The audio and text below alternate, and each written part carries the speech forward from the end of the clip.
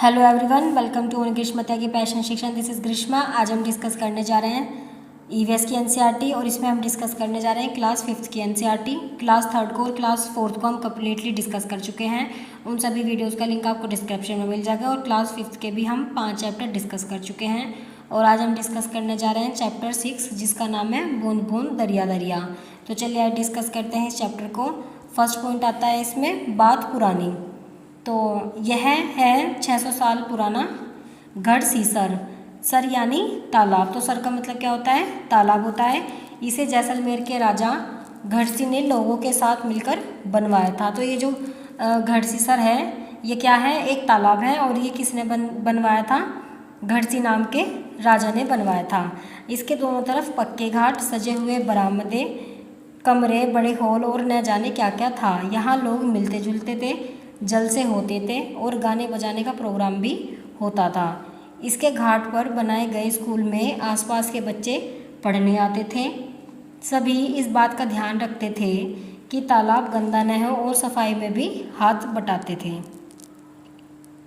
तो ये जो गढ़ सीसर है तो ये किसने बनवाया था? गढ़सी राजा ने बनवाया था जैसलमेर में। और सर का मतलब क्या होता है? तालाब होता है। और यहाँ पर क्या होता है कि लोग यहाँ पर जलसे वगैरह करते थे, प्रोग्राम वगैरह होता था यहाँ पर। और इस तालाब को गंदा नहीं होने दिया जाता था। ठीक है, इस बात का ये लोग ध्यान रखते थे। नेक्स्ट पॉइंट आता है इसमें, मीलों तक फैले इस गढ़ सीसर में बारिश का पानी इकट्ठा होता था।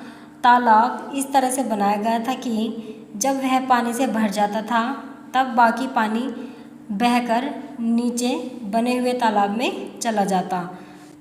जब वह भी लबालब भर जाता तो पानी तीसरे तालाब में चला जाता था। इस तरह से 9 तालाब एक दूसरे से आपस में जुड़े थे और पूरे साल पानी की कोई परेशानी नहीं होती थी। तो जो ये तालाब बनाया गया था इसमें 9 तालाब बनाए गए थे, एक दूसरे से जुड़े हुए बनाए गए थे। ठीक है, नेक्स्ट पॉइंट देखते हैं इसमें। नेक्स्ट पॉइंट आता है अल बिरूनी की नज़र से। तो इसमें है 1000 से भी ज़्यादा साल पहले एक यात्री भारत आए। इनका नाम था अल बिरूनी। तो अल बिरूनी जिस देश से आए थे उसे आजकल किस नाम से जाना जाता है? उज़्बेकिस्तान से के नाम से जाना जाता है। और अल बिरूनी ने बहुत सी बारीकी से चीज़ों और जगह को देखा था, उनके बारे में लिखा, ख़ास तौर से वे जो अपने देश से अलग लगी। चलो देखें कि अल बिरूनी उस समय के तालाबों के बारे में क्या लिखते थे।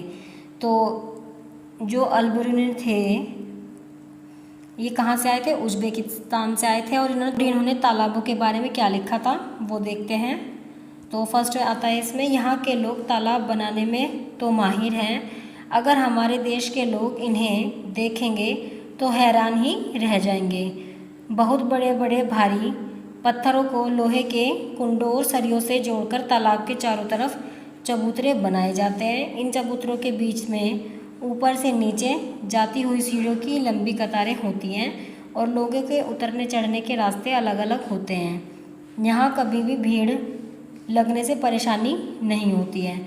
तो आज इतिहास पढ़ने वाले लोगों को अल बिरूनी की किताबों से उस ज़माने के बारे में बहुत कुछ पता चलता है। यह डाक टिकट 1973 में छपी थी जब उनके नाम के 1000 साल पूरे हुए थे। ठीक है, तो अब देखते हैं नेक्स्ट पॉइंट। नेक्स्ट पॉइंट है बूंद बूंद की कीमत। तो राजस्थान में जैसलमेर के अलावा बहुत से ऐसे इलाके हैं जहाँ पर साल में बहुत ही कम दिन बारिश होती है और यहाँ की नदियों में भी साल में कई महीने पानी नहीं रहता है। तो राजस्थान में ऐसे बहुत से जगह है जहाँ पर बहुत कम बारिश होती है और यहाँ पर नदियों में भी साल में पानी की कमी रहती है। अब देखते हैं इसमें नेक्स्ट, शिक्षक संकेत। तो बच्चों को बताएं कि अल बिरूनी की किताब किस तरह से इतिहास के बारे में जानने में मददगार है और ऐसे ही इतिहास के स्रोत जैसे इमारतें, दस्तावेज, सिक्के, चित्र आदि के बारे में चर्चा करें। तो टीचर्स के लिए बताया गया है इसमें कि जो अल बिरूनी थे उन्होंने अपनी किताब या इतिहास के बारे में बच्चों से डिस्कस कर सकते हैं और इतिहास के बारे में जैसे इमारतें, दस्तावेज, सिक्के, चित्र इत्यादि आदि के बारे में भी डिस्कस कर सकते हैं और उज़्बेकिस्तान को संसार के नक्शे में बच्चों को ढूंढने में भी मदद करें। ठीक है, नेक्स्ट पॉइंट देखते हैं इसमें। नेक्स्ट पॉइंट आता है पानी को इकट्ठा करने के लिए तालाब और जोहड़ आदि बनवाए जाते हैं। ठीक है, तो इसमें नेक्स्ट बताए गए हैं पानी के इकट्ठे करने के सोर्स। तो जैसे कि इस पिक्चर में भी दिखाया गया है, तुमने क्या कभी बावड़ी देखी है? इस चित्र को देखकर क्या तुम अंदाज़ा लगा पा रहे हो कि ये सीढ़ियाँ ज़मीन के नीचे कई मंजिल तक जा रही हैं?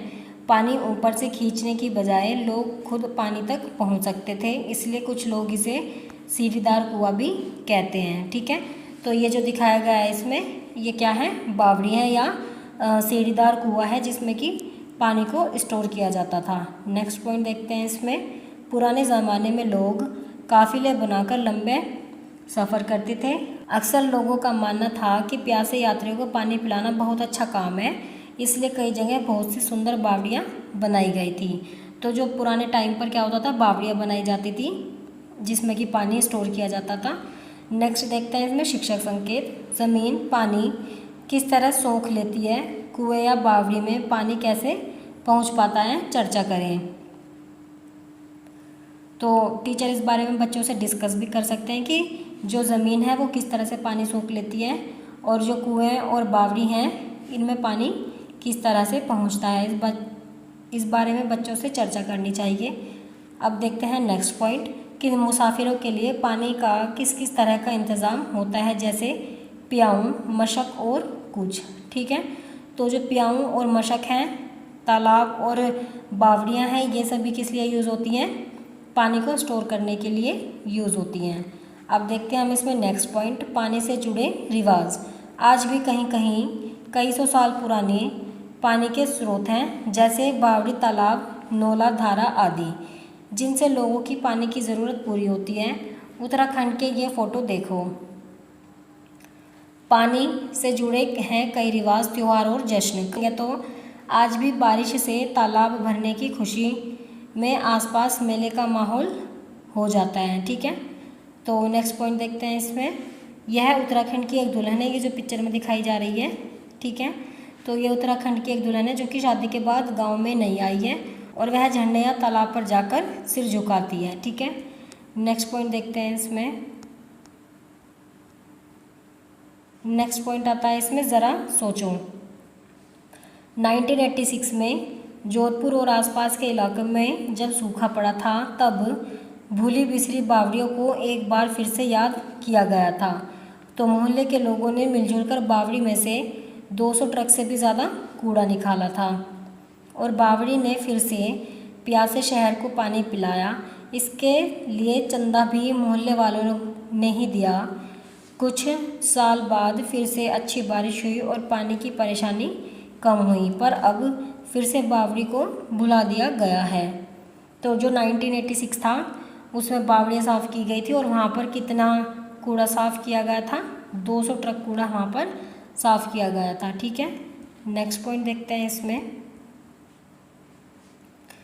नेक्स्ट पॉइंट है चर्चा करो। तो पुनीता के मोहल्ले में 2 पुराने कुएं हैं। उसकी दादी बताती है कि लगभग 15 से 20 साल पहले तक उनमें पानी था। क्या कुएं सूखने की कुछ वजह हो सकती है? इस पर चर्चा करो। तो कुएं सूखने की क्या वजह हो सकती है? फर्स्ट पॉइंट है कई जगह मोटर लगाकर ज़मीन का पानी निकाला जा रहा है। सेकंड है तालाब जिनमें बारिश का पानी इकट्ठा होता था अब नहीं रहे। थर्ड है कि पेड़ों के आसपास और पार्क में भी ज़मीन को सीमेंट से पक्का कर दिया गया है। और फोर्थ है क्या तुम कोई और वजह भी सुझा सकते हो? तो जो पानी है वो किस वजह से कम हो रहा है? कि जो ज़मीन से पानी है वो मोटर वगैरह से निकाला जाता है और जो बारिश का पानी तालाब वगैरह में इकट्ठा होता था अभी वो तालाब नहीं रहे हैं और पेड़ों के आसपास या पार्क वगैरह में। ठीक है, तो इसमें जो है सड़कें सीमेंट से बनाई जा रही हैं। ठीक है, इस वजह से पानी की कमी होती है। नेक्स्ट पॉइंट देखते हैं इसमें, शिक्षक संकेत। तो पानी की सुविधा सभी को बराबर नहीं मिलती, इस पर चर्चा ज़रूरी है। साथ ही यह भी देखें कि कहाँ कहाँ से और किन किन परेशानियों से लोगों को पानी लाना पड़ता है। और पानी और जात पात का मुद्दा मुश्किल तो है लेकिन ज़रूरी भी है। तो बच्चों से इस बारे में टीचर को डिस्कस करना चाहिए कि पानी की क्या क्या समस्याएं होती हैं और पानी की सुविधा किस तरह से की जा सकती है। और जहाँ पर भी इस तरह की प्रॉब्लम है वहाँ पर लोगों को कैसा महसूस होता है और इस तरह से अपनी मुश्किलों का सामना करते हैं। और कहीं कहीं तो पानी को लेकर जात पात का मुद्दा भी बना लिया जाता है, ठीक है, कि जाति को लेकर उसमें पानी भी नहीं दिया जाता है। नेक्स्ट पॉइंट देखते हैं इसमें। नेक्स्ट पॉइंट है हमारे यहाँ पानी यहाँ से आता है। तो इसमें बच्चे बता रहे हैं कि हमारे यहाँ पानी किस तरह से आता है। तो फर्स्ट है इसमें कि हमारे मोहल्ले में दिन में 2 बार जल बोर्ड का टैंकर आता है, पानी के लिए लंबी लाइन लगती है और रोज़ झगड़े होते हैं। ये सेकंड बताता है कि हम कुएं से पानी भरते हैं, पास के कुएं 1 साल पहले सूख गए, अब काफ़ी दूर चलकर जाना पड़ता है। कई कुओं पर तो जात के नाम पर पानी लेने भी नहीं देते हैं, ठीक है। नेक्स्ट है कि मेरे यहाँ दिन के आधे घंटे के लिए पानी आता है और हमें लोग दिन भर के इस्तेमाल के लिए टंकी में पानी भरकर रखते हैं, ठीक है। अब देखते हैं नेक्स्ट पॉइंट। नेक्स्ट पॉइंट है हमारे यहाँ तो दिन भर नल में पानी आता है, ठीक है, इसके यहाँ पर दिन में भी पानी आता है। और ये बच्चा बताता है कि मेरे यहाँ हैंडपम्प लगा है लेकिन उसका पानी काफ़ी खारा है, पीने के लिए तो पानी खरीदना ही पड़ता है, ठीक है। नेक्स्ट ये बताता है कि हमने जल बोर्ड के पाइप में टुल्लू पंप लगाया है, कोई परेशानी नहीं। ये बताता है कि हमारे घर में बोरिंग के पाइप में मोटर लगी है लेकिन बिजली ही नहीं होती तो क्या करें।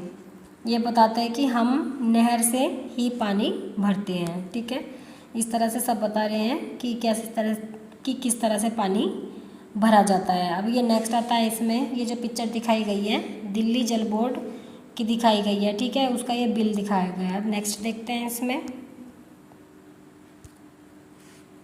नेक्स्ट है पुराने तालाबों की मरम्मत करते हैं और नए तालाब भी बनाते हैं। चलो देखें कि तरुण भारत संघ नाम की एक संस्था ने दड़की माई की मदद कैसे की।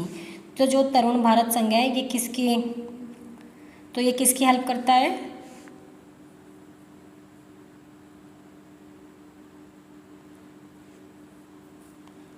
तो जो तरुण भारत संघ है ये किससे रिलेटेड है, ये जल से रिलेटेड है, ठीक है। अभी देखते हैं इन्होंने की दड़की माई की हेल्प किस तरह से की थी। ये हैं दड़की माई, राजस्थान के अलवर ज़िले में एक गांव में रहती हैं। इस गांव की औरतों का पूरा समय घर के कामों और जानवरों की देखभाल में चला जाता था। कभी कभी तो जानवरों के लिए कुओं से पानी खींचने में पूरी रात लग जाती थी। अब जब गर्मियों में कुएं भी सूख जाते थे तो गाँव छोड़ना पड़ता। दड़की माई ने पहल की और लोगों ने संस्था के साथ मिलकर तालाब बना लिया। जानवरों के चारे पानी की परेशानी कम हुई और ज़्यादा दूध भी मिलने लगा। लोगों की कमाई भी बढ़ी और वे लोग अब दूध का मावा बनाकर भी बेचते हैं। तो ये जो दड़की माई है ये कहाँ की हैं, राजस्थान के अलवर ज़िले की हैं। और तो ये जो दड़की माई है इन्होंने क्या किया था कि तालाब बनवा दिया था जिससे कि सबकी पानी की प्रॉब्लम सोल्व हो गई थी। तो जो तरुण भारत संघ है ये तालाब या पानी की समस्याओं को ही दूर करने में हेल्प करता है, ठीक है। तो ये चैप्टर हमारा यहाँ पर फिनिश हो गया है। आई होप आपके लिए वीडियो हेल्पफुल रही होगी। अगर आपके लिए वीडियो हेल्पफुल रही है तो वीडियो को लाइक करें और कमेंट में ज़रूर बताएं कि आपको वीडियो कैसी लगी है और चैनल को सब्सक्राइब करें ऐसी इन्फॉर्मेटिव वीडियो पाने के लिए।